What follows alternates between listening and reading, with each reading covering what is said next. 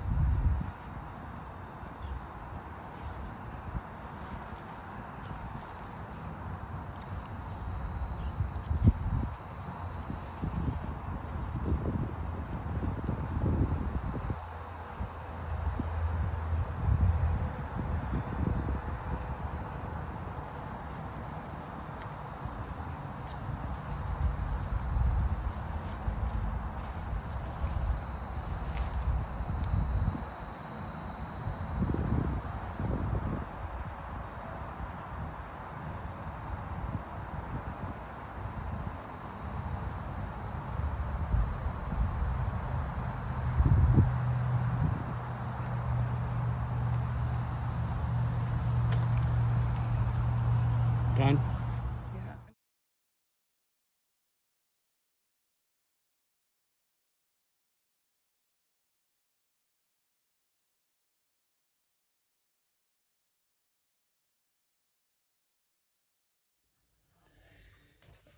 We stayed in a very, very beautiful campground. It was the Fayetteville RV Resort, I think in Wade. This is right where Fort Bragg is nearby, right near the highway, easy to get in. Huge camp spots, two pools, nice jacuzzi. We really enjoyed being there. And our neighbor, our resort neighbor, was Mama B's Southern Kitchen. Mama B's Southern Kitchen, which is most amazing food. I mean, I dived into Southern food there, and I really, really love it. When we came home, I had a really bad A1C and the lettuce, and I know why. Anyway, this was yeah, a nice camp, one of our best campgrounds we had. And I can tell you a little funny story. So on our last day when we were fixing to leave, we walked around the RV like we always did. No, everything was fine, and I don't know where our brain was.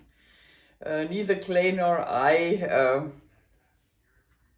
must have been very focused on what we do. Because when we drove off, we got stopped by the technician from the campground. We were almost already at the freeway. I mean, he stopped us last minute, and he looked at us and said, "Do you know that your awning is still out?" So imagine that. We felt like the Griswolds, and all I could say was to him, "Well, we are from California," and he looked at me and said, "Uh-huh." You probably thought we are stoners or something. I don't know. So we had the awning. We totally forgot to put the awning in. I mean, seriously. I mean, we can laugh today, but that could have been a big accident on the highway, you know. But it's a funny story to tell. So yeah, I'll show you a few pictures from that campground, and then I come back and tell you a little bit more about the next goal.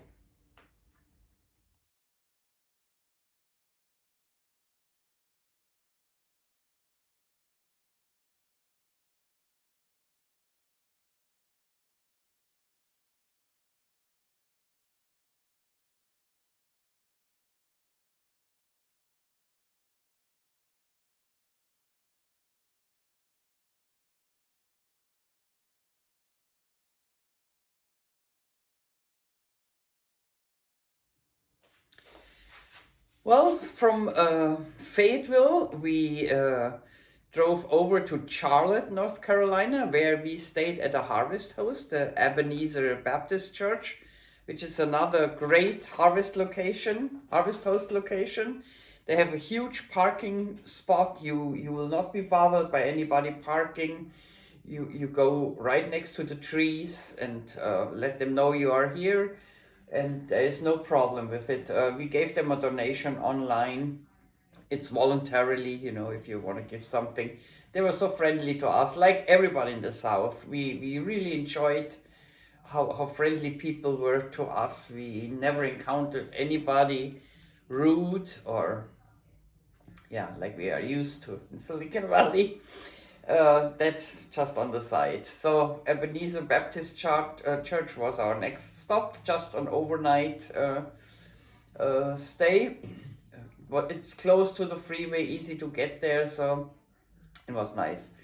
And from there, we went to South Carolina, upstate South Carolina, to Lake Greenwood. And this was actually the most favorite camp spot from us. We really enjoyed Lake Greenwood State Park. We had a camp spot right at the water, and it was just peaceful and great to sit there and watch the turtles and the squirrels coming stealing food from my table, and the turtles swimming right nearby our camp spot, and the boats, you watch the boats. And even if you do nothing, I mean, I could sit there and stare on the water the whole day. I wouldn't have to do anything to enjoy that. But of course, we did stuff. So we went to the 60, what is it, 90, did I say it right? 90, the 96 village. That's what where Lake Greenwood belongs to. 96 village, which is a historic museum, kind of, where they have cabins from the Revolutionary War and lots of exhibitions in the museum. It was very interesting. I enjoyed going there. And we spent a whole afternoon there, I think, until we saw everything. Then we um, explored Greenwood and had breakfast there one time. Rest of them we cooked on our camp spot, because we didn't want to miss the campfires and the cooking there and sitting there in peace and quiet, and it was just nice. None of us wanted to go anywhere. And this will be my next pictures.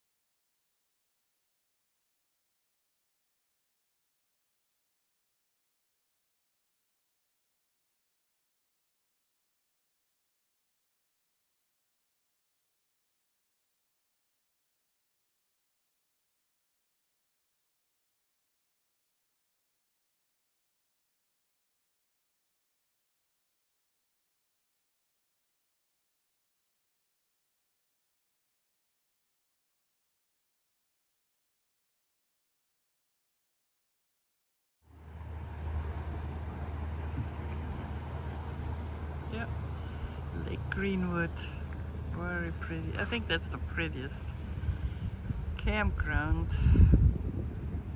we've been. This is our site, the view from our RV.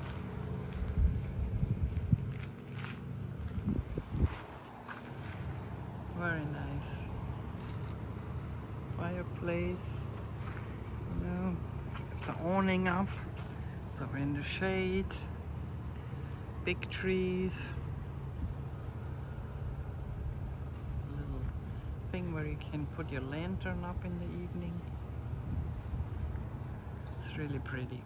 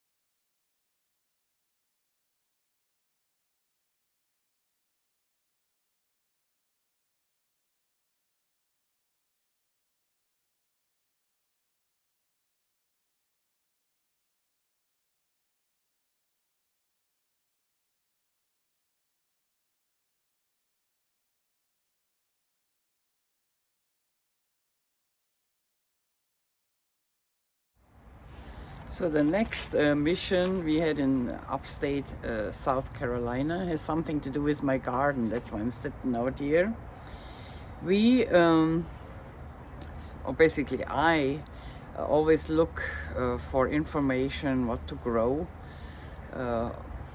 organic in my garden, and I have a project growing loofahs, and on my search on the computer for online outlets for farming, I stumbled over Will Mett's in Greenwood, South Carolina.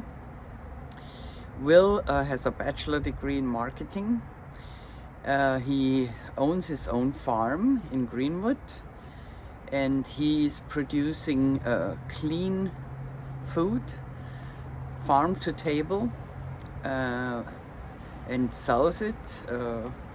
Also kind of a restaurant, and just vegetables in his business Farmacy, F-A-R-M, farm, like the farm, not pharma, in Greenwood. His dream is to have a restaurant, a kitchen where he can serve the vegetables he grows on his fields. And very nice guy. He invited us to visit his farm and picked us up with his golf cart, which was really cool, and you know, gave us a lot of inside information. We also found out that he had visited our neighborhood here. He visited Salinas, that's very close where we live. He wanted to study there the robot farming, because they use on these big salad fields, you know, the Salinas area, it's called the salad garden of America, and the salad bowl of America, and they have very good experience with robot farming. And he wanted to study that because he can't find people in South Carolina who work on his farm. He doesn't have a lot of money, so he can't pay a lot. And he thought, together with robot farming and some farm workers, he will be able to produce all the food he needs for his farm-to-table business. I wish him good luck with that. He's a man with vision, very interesting to listen to him. Please visit his business, the Farmacy, Fennway's Farmacy is the name, and let him know, say hi, let him know you saw him on my video. I send you videos and pictures from that, and also everything we are talking about, I put the link into the description of the video, so you can go there and check him out, and all the other locations I'm talking about on this video. Now have fun at Will's farm. Did a lot of research and started watching a lot of... Hey, this is, we are riding the golf cart with Will from Mett's Organix here in Greenwood, South Carolina. And he's doing great work here. Look up his channel, Mett's Organix, or visit his store in Greenwood.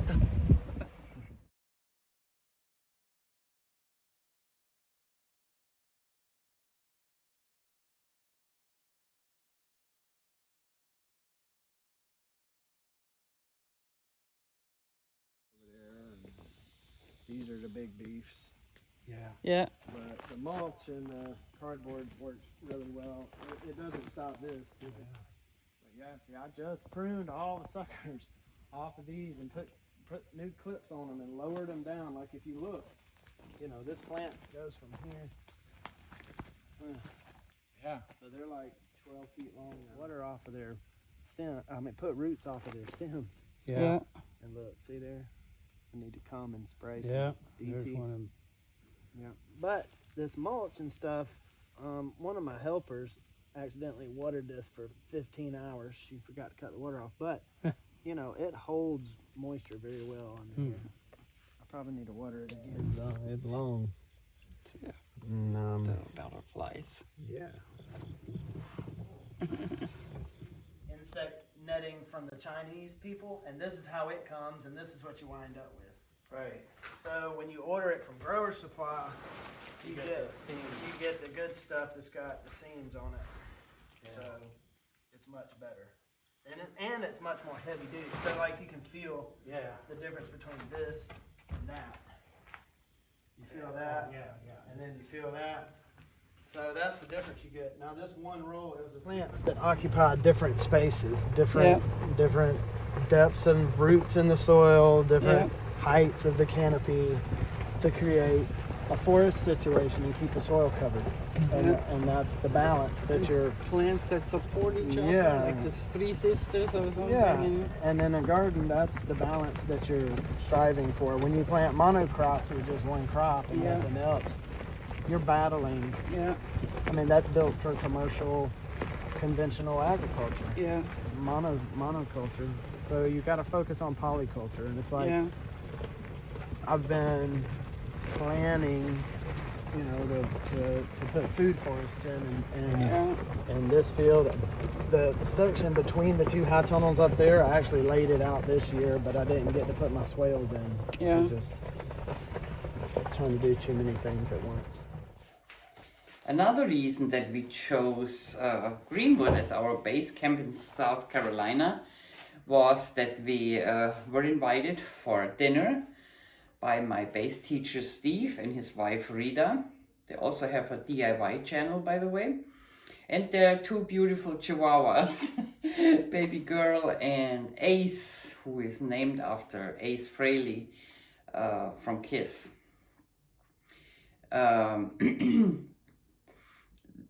Now I have to say something. I did not shoot a video or took pictures from their house inside or anything around their house because I respect their privacy. They both are YouTubers with a big following, and I'm not exposing, you know, their address or where they live. This is not up to me to do that.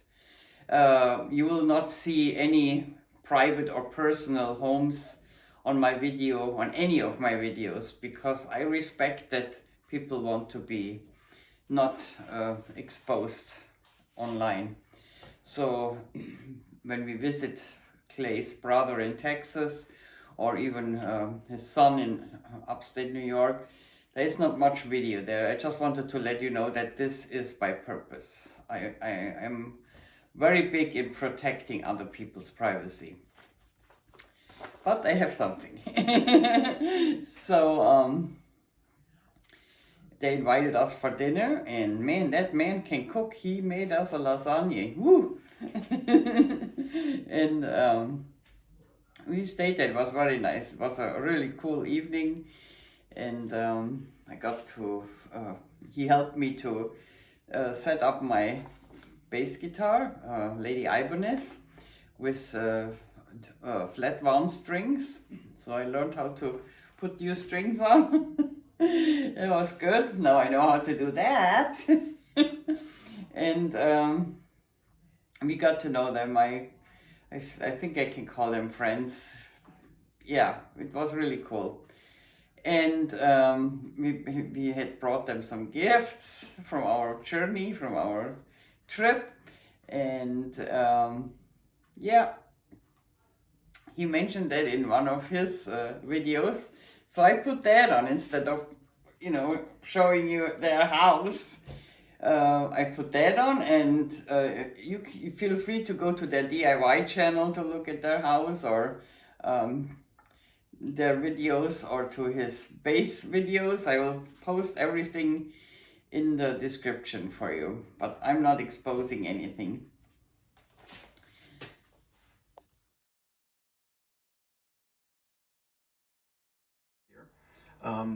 One of my old drummer buddies from New York paid me a visit, and we recorded a song. I'm going to be releasing that this Sunday. It's called No Luck, No Worry. It's a really fun video, and it was a lot of fun to record and play. And it all started with basic chord progressions, right? Now, as I wrap up this lesson, let me also give a shout out to one of my students, Sylvia from California. Her and her husband paid me and my wife a visit. They brought me this nice shirt from Kentucky. I appreciate that. Thank you very much. And that's it. Sending out some good vibes to everybody. I hope everybody enjoyed this chord lesson. If you did, please give a like and please subscribe. And if you want private lessons with me, visit stevekonbass.com and just send me an email. Hope you enjoyed this lesson. Get to play those chords. I'll catch you next time. See you. Yeah, our last evening on Lake Greenwood, we wanted to stay at our campground and in quiet and peace and enjoy one more last time the wildlife and the lake and the food we made ourselves, the campfire. And it was very hard for us to leave Lake Greenwood. I admit it was our favorite spot from the entire trip, I think. Yeah, at least my one. I could even imagine living there. The climate is a little bit more my liking in California. It cools down in the evening, not so much in the south, but it's beautiful there. I really enjoyed being at Lake Greenwood and in Greenwood.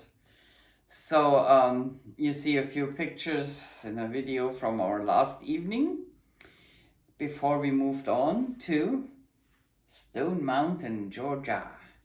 As they say in California, peace out. Pow.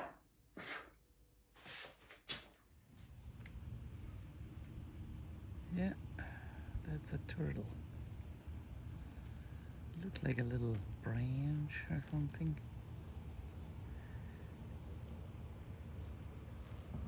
You will see they will turn around and then they're gone. See if I get a little closer. We see them all the time. Lake Greenwood, yep, it's a turtle. See that? Usually they come up and then they turn around and dive down again.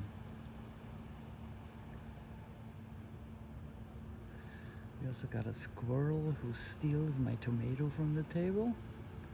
All kinds of wonderful wildlife here.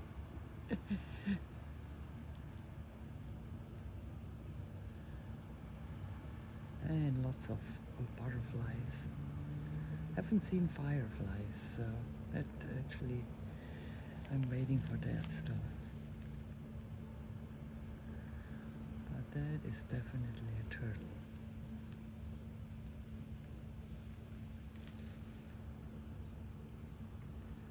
I will miss that view.